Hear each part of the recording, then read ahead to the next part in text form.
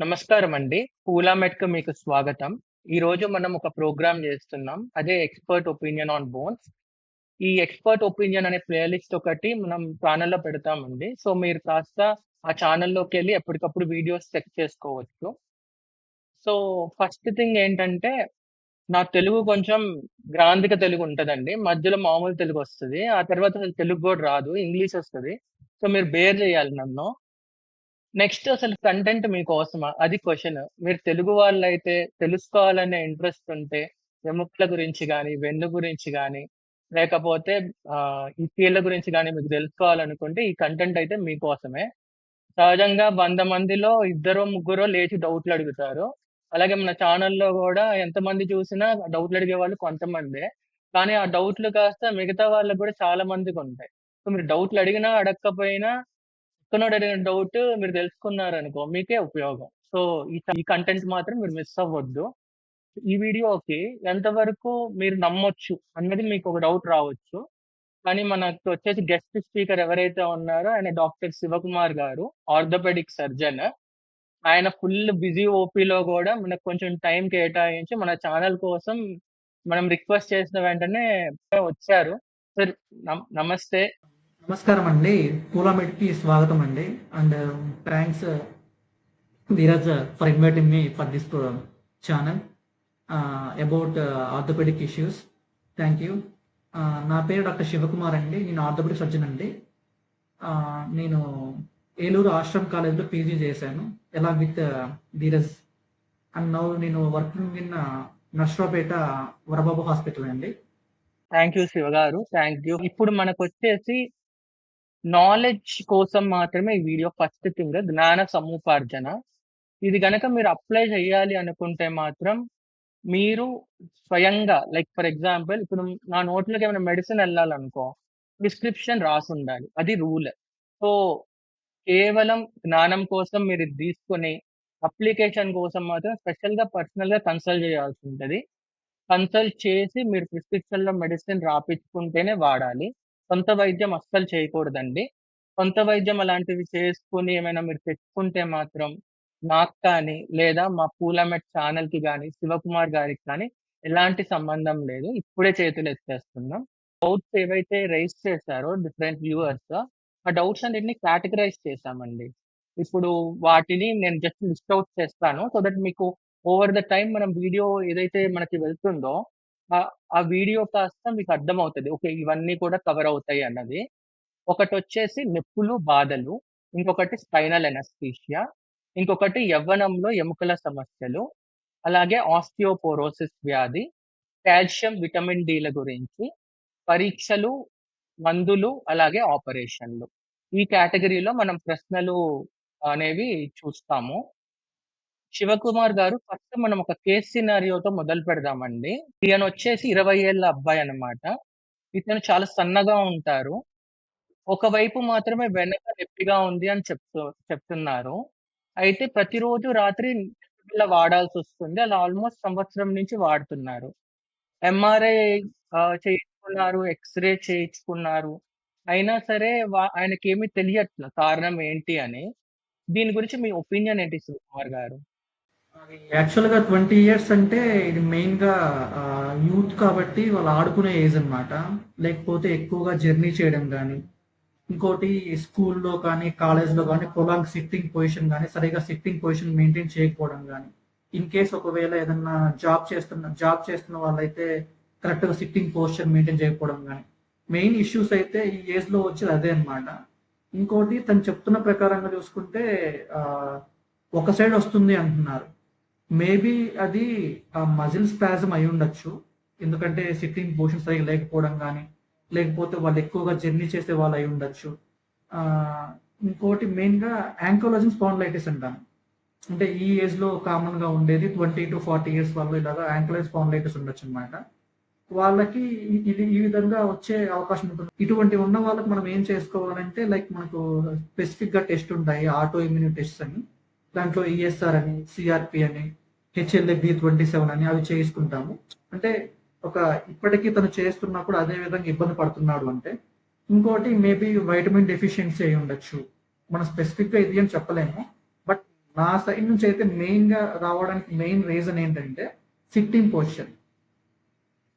తను చెప్తున్న ప్రకారంగా 20 ఇయర్స్ ఏజ్ అనే అబ్బాయికి సిట్టింగ్ పోస్చర్ వల్ల అయి ఉండొచ్చు అనమాట. ఇంకోటి మెయిన్ గా సిట్టింగ్ పోస్చర్ అనేది ఎలా ఉండాలి అంటే, వాళ్ళకి ఒకవేళ పెయిన్ తగ్గిపోవాలి అంటే మనం ఎలా కూర్చోవాలి. ఫర్ ఎగ్జాంపుల్ ఇది నా సీట్ అనుకోండి, కరెక్ట్ గా నా బ్యాక్ అనేది ఈ యొక్క చైర్ బ్యాక్ కరెక్ట్ నాకు ఆనుకోవాలన్నమాట ఇలా ఎప్పుడు కూర్చున్నా కూడా. తర్వాత నా నెక్ అనేది దీనికి దీనికి ఇలాగా ఆనుకొని ఉండాలి. కరెక్ట్ గా నీ యొక్క బటక్స్ కానీ అన్ని సీట్ మీద ఉండాలి.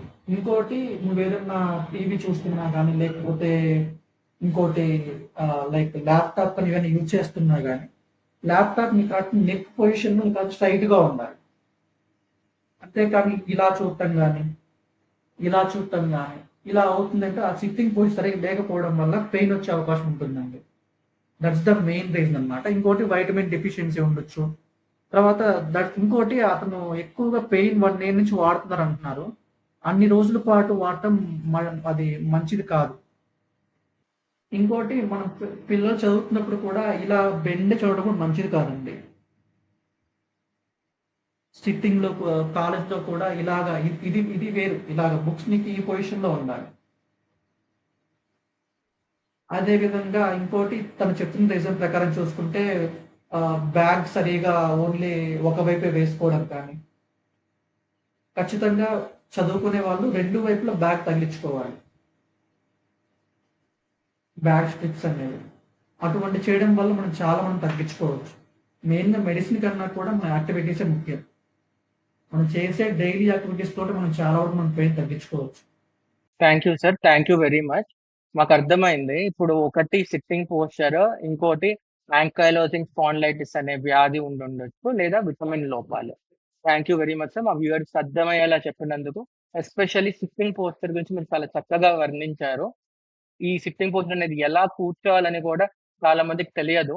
Thank you very much for that. Next question కి ప్రొసీడ్ అవుదాం సార్. మడాల నొప్పులు స్త్రీలలో రావటానికి ముఖ్య కారణాలు ఏంటి? మడం నొప్పి అనేది రావడానికి ఒకటేమో ప్లాంటర్ ఫేసైటిస్ అంటాము. ఇంకా ఫుట్వేర్ సరిగ్గా యూజ్ చేయకపోవడం కానీ రిపీటెడ్ గా వర్క్ చేస్తే వాళ్ళకి ఏమవుతుందంటే ఆ ప్లేస్ లో మనకు మైక్రో టియర్స్ ఫామ్ అవుతాయి. ఆ మైక్రో టైర్స్ అనేవి నెమ్మదిగా ఇంక్రీజ్ అయిపోయి అది మనకు ప్లాంటర్ ఫేసైటిస్ అంటామండి. కాలు పెట్టడం కూడా ఇబ్బంది పడతా ఉంటారు. తర్వాత మళ్ళీ కొంచెం నడుస్తూ ఉంటే మళ్ళీ సెట్ అయిపోతారు. సో మనం దాన్ని ప్లాంటర్ ఫేసైటిస్ అంటాము. ఇంకోటి కొంతమందికి ఏమో మనకి ఈ చపాతీ కర్ర అవి ఉంటాయి కదా, చపాతీ కర్ర మీద కాలు ఇలా రోల్ చేస్తూ ఉంటే ప్రతిరోజు చేస్తూ ఉంటే తగ్గిపోయే అవకాశం ఉంటుంది. కొంచెం ఫుట్ అనేవి ఎంసీఆర్ చెప్పల్స్ వేసుకోవటం కానీ, అదే విధంగా హైట్ అనేది కొంచెం హైట్ మెయింటైన్ చేయడం కానీ, ఇటువన్నీ అన్ని చేస్తూ ఉంటే మనకు అవి పెయిన్ తగ్గిపోయే అవకాశం ఉంటుంది. మెయిన్ గా మనకు వచ్చే వల్ల ఎక్కువ ప్లాంటర్ ఫేసైటిస్ వాళ్ళు ఎక్కువగా ఉంటారన్నమాట. ఇంకోటి క్యాల్కినియల్ స్పర్ అంటాము. క్యాల్కినియల్ స్పర్ అంటే ఆ భాగంలో బోన్ ఫామ్ అయిపోవడం. క్యాల్కేనియం దగ్గర ఎక్స్ట్రా ఎముక తయారైపోతుంది. ఆ ఎముక అనేది ఈ యొక్క ఫేషియా మీద పడి రిపీటెడ్ గా ఇరిటేషన్ కాజ్ చేస్తుంది. ఆ ఇరిటేషన్ వల్ల పెయిన్ వస్తుంది అన్నమాట. ఇంకా అదే విధంగా ఎకిలిస్ టెండినైటిస్ అంటాము. ఎకిలిస్ టెండినైటిస్ అంటే మనకు మడిమ వెనక భాగం ఉంటుంది. అది మనకు మోకాల దగ్గర నుంచి ఒక కండరం వచ్చేసి ఆ యొక్క మడిమ భాగానికి మనకు అతుక్కుంటుంది అన్నమాట. ఆ మడిమ భాగం దగ్గర మనకు వెనక అతుక్కునే దగ్గర ఏమవుతుందంటే కొంచెం మనకు ఆ ఎముక ఆ కండరానికి సపోర్ట్ కోసం అని చెప్పేసి మధ్యలో మనకు బర్స్తా అని ఉంటుంది అనమాట. సో ఆ బర్స్తా అనేది కొంతమందికి ఏమవుతుందంటే ఇదే సేమ్ రిపిటేటివ్ గా కానీ ఫుట్వేర్ సరిగ్గా యూజ్ చేయకపోవడం వల్ల కానీ ఏమవుతుందంటే ఇరిటేషన్ కాజ్ చేయడం వల్ల ఒకటేమో రెట్రో క్యాల్కినిల్ బర్సైటిస్ అంటాము. ఇంకోటేమో అక్కడే ఎక్స్ట్రా ఎముక తయారవుతుంది. ఎక్కడ ఏ విధంగా అయితే మనకు క్యాల్కినియల్ స్పర్ ఫామ్ అవుతుందో అదే విధంగా ఎక్స్ట్రా ఎముక తయారవుతుంది అన్నమాట. అక్కడ మనం ఏమంటామంటే అక్కడ మనము హేగ్లెన్ డిఫార్మిటీ అంటాము. క్యాల్కినియల్ స్ట్రెస్ ఫ్రాక్చర్ అన్నమాట. స్ట్రెస్ వల్ల అంటే సేమ్ ఇదే విధంగా అదే ఎక్కువగా నించొని ఉండడం కానీ, తర్వాత అథ్లెట్స్ లో కానీ, ఇంకోటి ఆస్టియోపోరిటిక్ ఉమెన్ లో కానీ వాళ్ళందరూ ఎక్కువగా ఉంటుంది అన్నమాట. ఇది మెయిన్ గా అయితే మాత్రము ప్లాంటర్ ఫేసైటిస్ అండ్ ఎకిలిస్ టెండినైటిస్, దాంట్లో హేగ్లెన్ డిఫార్మిటీ ఒకటి, రెట్రోకెల్ బర్సైటిస్ కామన్ గా ఉంటాయి. ప్యాడ్ ఎట్రోఫీ అంటారు. ప్యాడ్ ఎట్రోఫీ అంటే ఏం లేదండి, మనము ఈ ప్లాంటర్ ఫేసైటిస్ కొంతమందికి ఇంజెక్షన్ చేయించుకుంటా ఉంటారు. సో అది ఆ ఇంజెక్షన్ వల్ల ఏమవుతుందంటే కొంతమందికి ఆ ఇంజెక్షన్ వల్ల మనకు నార్మల్‌గా మడిమ దగ్గర ఉండే కొవ్వు అనేది మనకు కొత్తగా ఉంటుందన్నమాట. ఎప్పుడైతే ఈ ఇంజెక్షన్ సరిగ్గా వేయాల్సిన పద్ధతిలో వేయకపోవడం వల్ల, ఒక మంచి డాక్టర్ దగ్గర వేయించుకోకపోవడం వల్ల ఏమవుతుందంటే అక్కడ ఉండే ఫ్యాట్ అంతా కూడా కరిగిపోతుందన్నమాట. సో దానివల్ల ఏమవుతుందంటే డైరెక్ట్‌గా మనకి ఎముక అనేది కింద ఐ మీన్ కాల్షియం అనేది మనకి కింద మనకి సర్ఫేస్‌కి అటాచ్ అవుతుందన్నమాట. యాక్చువల్‌గా అక్కడ ఫ్యాట్ ఉండడం వల్ల మనకు స్మూత్‌గా ఉంటుంది. అలా టచ్ అయిపోవడం వల్ల మనకు పెయిన్ వస్తుందన్నమాట. ఇంకోటి కామన్‌గా ఇంకోటి డయాబెటిక్ న్యూరోపతి అండి. నాకన్నా మీరే బాగా చెప్తారు అది. నర్వ్ అనేది డ్యామేజ్ అవ్వడం వల్ల మనకు రిపీటెడ్‌గా అక్కడ మనకు పెయిన్ వస్తూ ఉంటుందన్నమాట. Thank you very much sir. Thank you. బాగా అర్థమయ్యేలా చెప్పారు. ఫస్ట్ థింగ్ నాకు ఇప్పుడు మీరు చెప్పిన దాని మీద అర్థమైంది ఏంటంటే, ఒకటి ఈ ఫేషియా అనే పొర ఉంటది కింద. దాని ప్రాబ్లమ్ అవ్వచ్చు ప్లాంటార్ ఫేషియైటిస్. లేదా ఈ కాల్కేలియం అనే బోన్ ఏదైతే సపోర్ట్ చేస్తదో మడాన్ని, అది కాస్త ఫ్రాక్చర్ అవ్వచ్చు. లేదా దాని వెనకుండే బర్సా అనే స్ట్రక్చర్ కాస్త ఇబ్బందుల్లోకెళ్ళొచ్చు. డయాబెటిస్ ఒకటి మీరు కారణాల్లో చెప్పారు. కానీ నాకు అన్నిటికన్నా నచ్చిందేంటంటే, మీ చపాతీ కర్ర టెక్నిక్ అండి. మీరు ఆ టెక్నిక్స్ ఇప్పుడు చెప్పటం వల్ల నాకు తెలిసి చపాతీ కర్రల సేల్స్ పెరిగిపోతాయి మోస్ట్‌లీ. మా వ్యూవర్స్ రెడీగా ఉంటారు. ఎవరికైతే ఈ ప్లాంటార్ ఫేషియైటిస్ సస్పిషన్ ప్రాబ్లమ్ ఉందో. Thank you very much. మంచి ఇంటి చిట్కా చెప్పారు.